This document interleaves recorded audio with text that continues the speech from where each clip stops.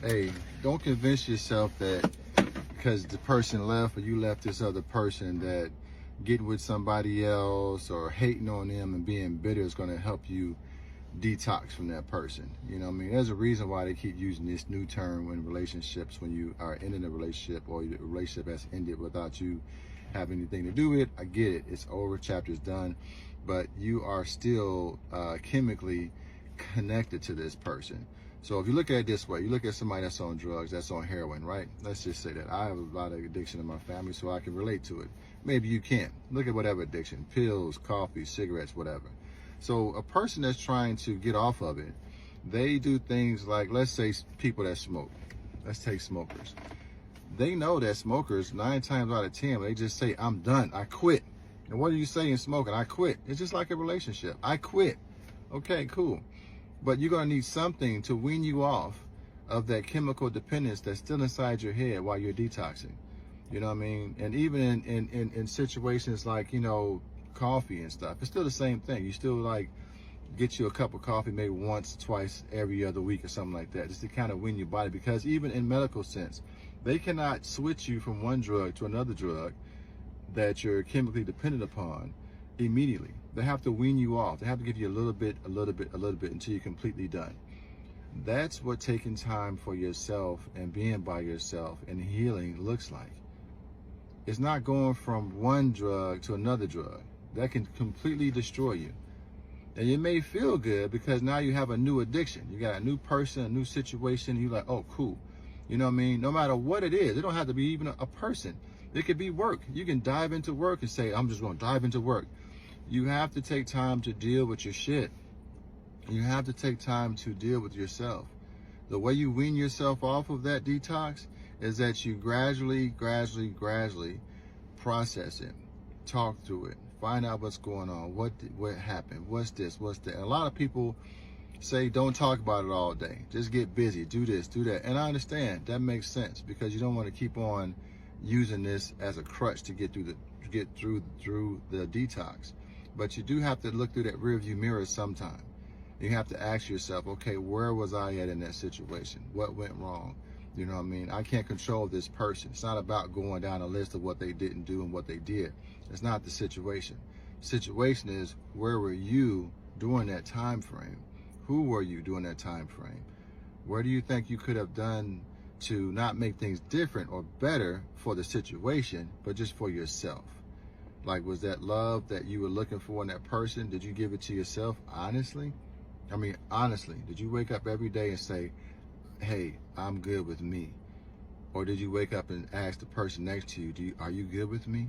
It happens. I mean, it's not saying that you're a bad person or that you're weak or anything like that. We're human beings. We want connection. We want to be with people. You know, when you have a person, you feel like, cool, this person's connected to me. But in all actuality, they're not.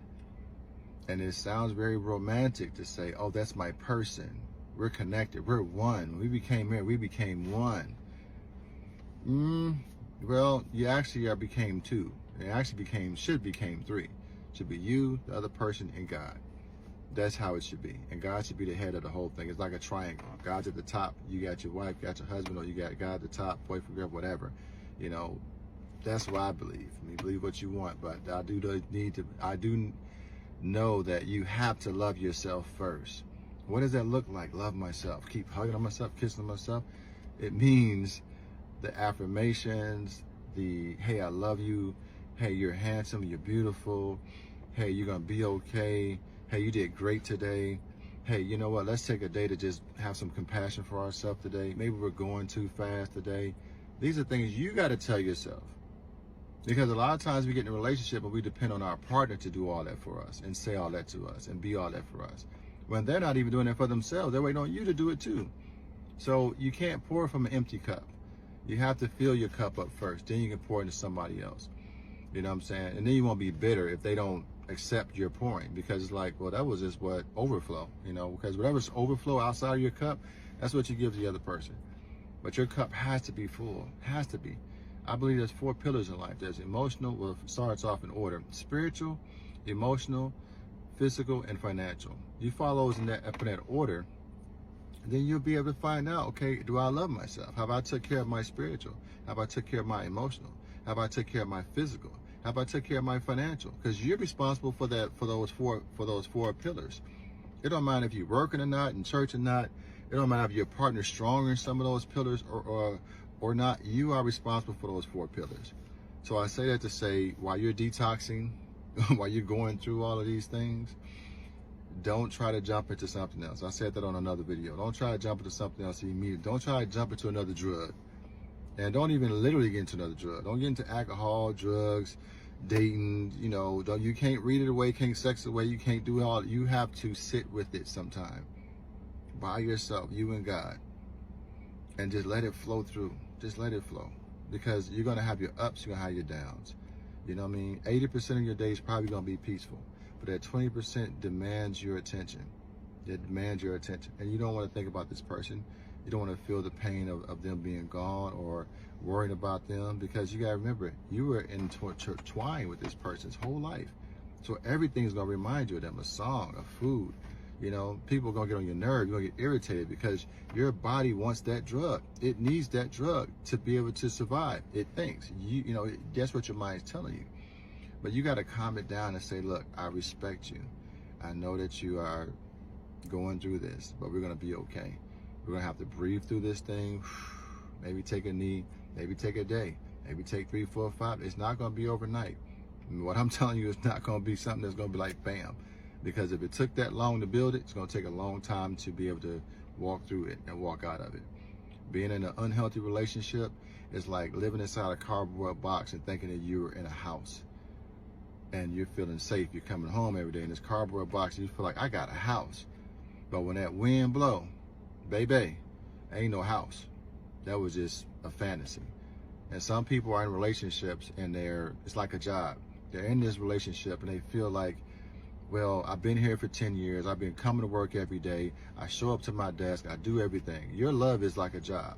You hired this person in and said, hey, I'll be with you. I say, I do. Or I say, I'll be with you. But when they're not doing their job, and not coming to work every day, because they can come to work today, they can create their cubicle and put pictures up and make they, taking pictures. Yeah, everybody, I got a job. Look at where I work at. But if they're not doing their job and it comes to review time and you're saying, look, you haven't produced anything as far as my love language. And I've been telling you, this is what I need from you. And they're not doing it. Well, when they get fired, it's not, they have to take accountability.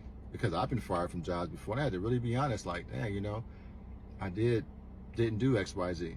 I missed that paycheck, I missed that money, and I'm like, hey, can you hire me back? I learned my lesson, please, please, please, please, please.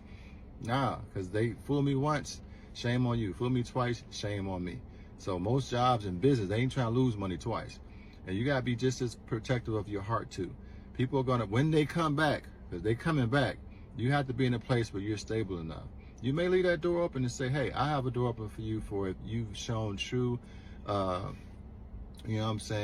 forgiveness, and you're vulnerable and you're able to talk through some things, and I've seen growth or possibility of growth.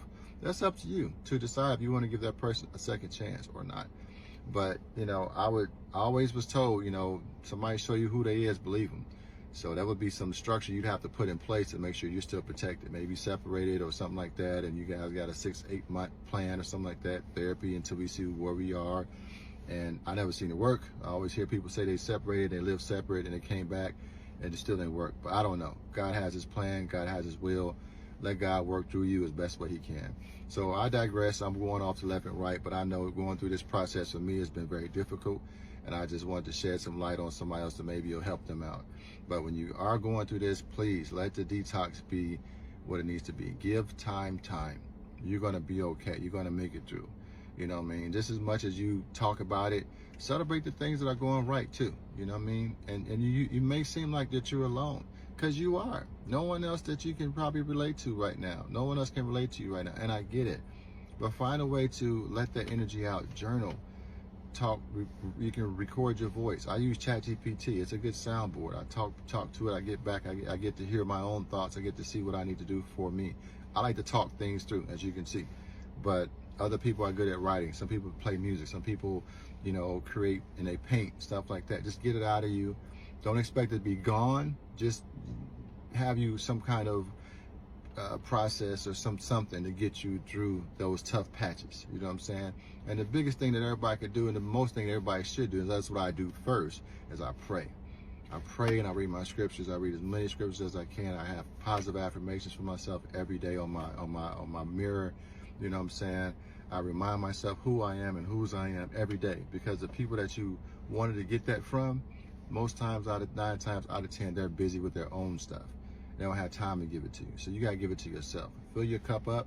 Like I always say, love somebody, but please, most of all, go love yourself. Peace.